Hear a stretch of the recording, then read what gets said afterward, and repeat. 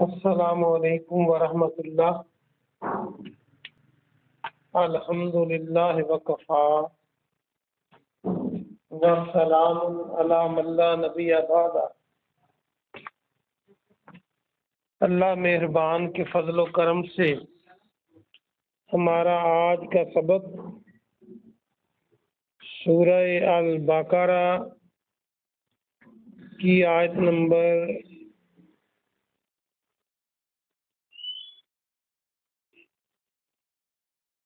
263 اور 264 ہوگی انشاءاللہ۔ 263 263 اور 64۔ اعوذ باللہ من الشیطان الرجیم، بسم اللہ الرحمن الرحیم۔ قول معروف و مغفرہ۔ قول بات، اردو میں بھی ہم کہتے ہیں قول، قرار، اس کی جمع اقوال کرتے ہیں، باتیں۔ معروف اچھی بات،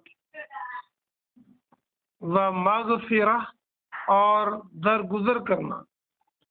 یہ جو اللہ نے اپنے لیے بھی لفظ استعمال کیا ہے، مغفرہ، مغفرت کرنا، بخش دینا، تو درگزر کرنا بھی کسی کی غلطی کو معاف کرنا ہوتا ہے۔ خیر بہتر ہے، خیر من صدقہ، صدقے سے بہتر ہے، اس صدقے سے بہتر ہے، صدقۃ یتبعہا جس کے پیچھے ہو، ہاں اس کے، اور اردو کا لفظ پہلے آپ یہ پڑھ چکے ہیں، اتباع کرنا، پیروی کرنا، پیچھے چلنا، الف تے بے الف عین۔ اذن اذا تکلیف، جس صدقے کے پیچھے تکلیف ہو، یہ اس صدقے سے بہتر ہے جس کے پیچھے تکلیف ہو، ایذا رسانی ہو۔ واللہ، اور اللہ سبحانہ و تعالی، غنی ہے، بے نیاز ہے، حلیم اور بردبار ہے۔ با محاورہ ترجمہ سنیں۔ اچھی بات اور درگزر کرنا اس صدقے سے بہتر ہے جس کے پیچھے ایذا دینا ہو، ایذا رسانی ہو، اور اللہ سبحانہ و تعالی بے نیاز ہے اور بردبار ہے۔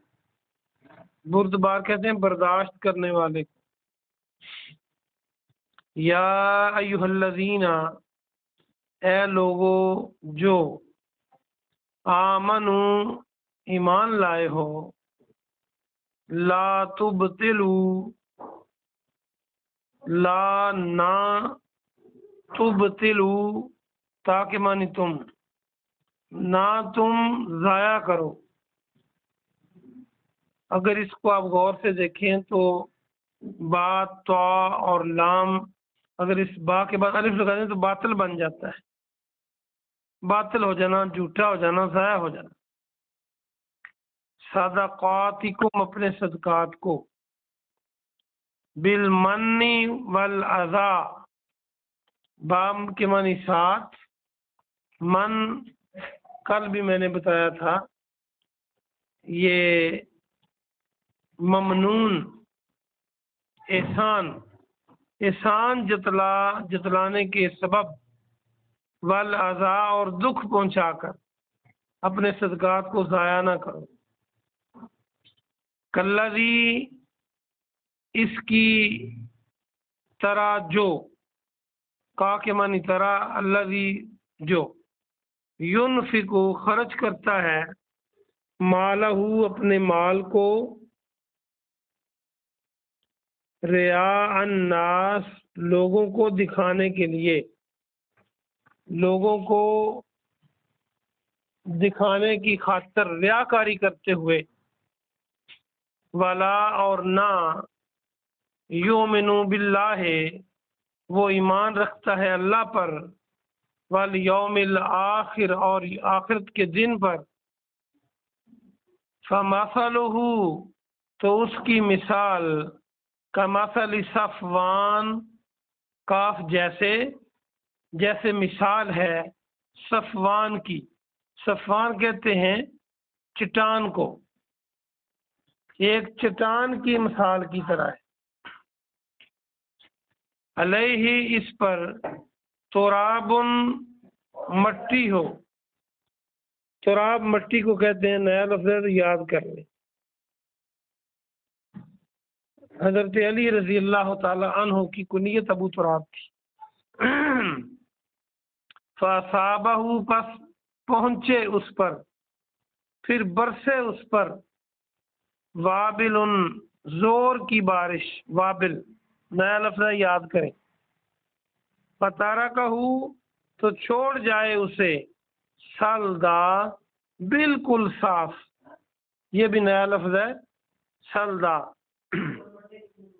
لا یقدرون نہیں وہ قدرت رکھتے، علی شیء کسی چیز پر، شیء مما اس سے جو کسبوا انہوں نے کمایا، واللہ اور اللہ لا یہدی ہدایت نہیں دیتا، القوم الکافرین کفر کرنے والی قوم کو۔ تو با محاورہ ترجمہ اس کا سنیں۔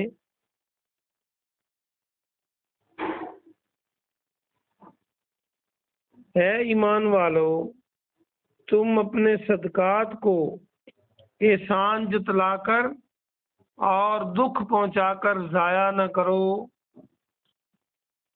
اس کی مثال ایسے ہے جو خرچ کرتا ہے اپنا مال، یا اس کی طرح جو خرچ کرتا ہے اپنا مال لوگوں کو دکھانے کے لیے، اور وہ اللہ پر اور آخرت کے دن پر ایمان نہیں رکھتا، اور اس کی مثال ایک چٹان کی مثال کی طرح ہے کہ اس پر مٹی ہو، پھر اس پر زور کی بارش پڑے تو وہ اس کو بالکل صاف چھوڑ جائے۔ کس کو؟ چٹان کو، چٹان کے اوپر سے مٹی صاف ہو جائے۔ اور جو انہوں نے کمایا وہ کسی چیز پر قدرت نہیں رکھتے، اور اللہ کافروں کی قوم کو ہدایت نہیں دیتا۔ لمبی آیات ہیں لیکن قابل سمجھ ہے۔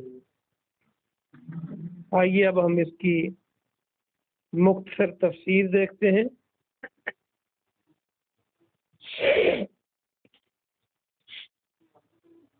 اللہ فرماتا ہے چونکہ یہ اللہ کے نام پر خرچ کرنا اللہ کو بہت پسند اور عزیز ہے، اس لیے اس کے طریقے بتلائے جا رہے ہیں۔ اللہ فرماتا ہے کہ جو صدقہ کوئی کرے اور اس صدقے کرنے کے بعد اس صدقے کی وجہ سے جس پر صدقہ کر رہا ہے اس کو تکلیف پہنچائے۔ تکلیف کیسے پہنچتی ہے؟ بار بار اس کو جتاتے رہنا کہ میں نے یہ کیا تھا، میں نے یہ کیا تھا، میں نے یہ کیا تھا،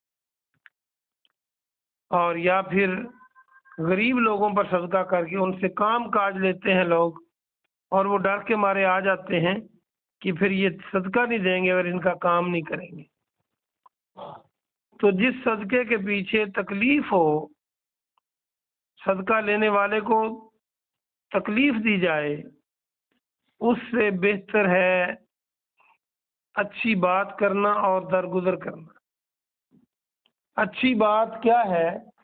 اچھی بات سچ بولنا ہے۔ اچھی بات کیا ہے؟ لوگوں کے ساتھ معاملات اچھے انداز میں نپٹانا۔ اچھی بات کیا ہے؟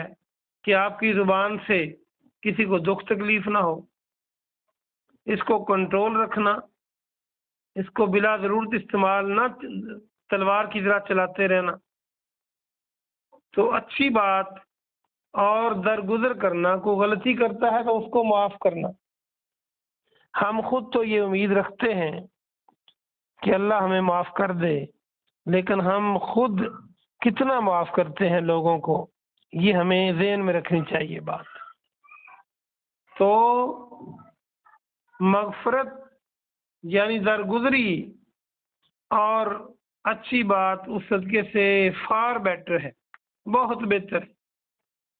اور کسی کو خندہ پیشانی سے ملنا، اس کے دکھ کو سننا اور اس کی باتوں کو امانت کے طور پہ اپنے پاس رکھنا اور اچھا مشورہ دینا، یہ ساری خیر کی باتیں ہیں، اچھی باتیں۔ اور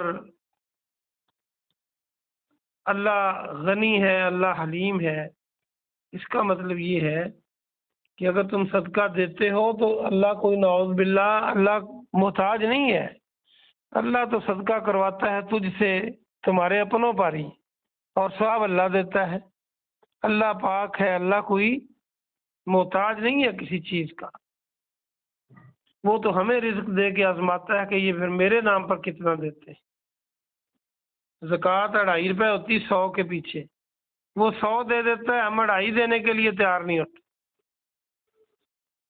تو حلیم ہے وہ بردبار ہے، وہ جلد نوٹس لے، اگر وہ فوری